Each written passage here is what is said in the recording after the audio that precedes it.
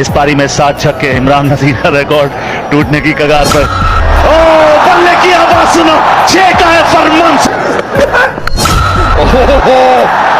जबरदस्त थप्पड़ है ये, क्या बात है, फ्लैट शेप। तो रन रेट अच्छी होनी चाहिए। जबरदस्त शॉट, ये तो बिल्कुल लेंथ बॉल है और हमें ये भी याद रखना चाहिए कि पहले 10 ओवर में माइज अली कंजूस, छोटा पुल किया, शानदार front of mid wicket, grand नहीं देंगे।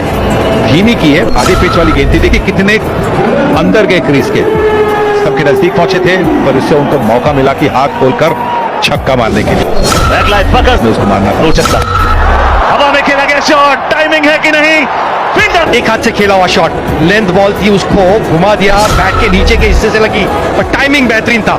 और देखिए कितना दूर जाके बॉल नहीं हुआ करती थी, बल्ले इतने अच्छे नहीं हुआ करते। गद्दों का इस्तेमाल, एक बार फिर से इरादे स्पष्ट, शॉट। फील्डर आप रख सकते, पर 4 फील्डर बाउंड्री पर होकर भी कोई फायदा नहीं, क्योंकि ये गेंदें जा रही है, क्राउड में जा रही, बहुत जबरदस्त बल्लेबाजी।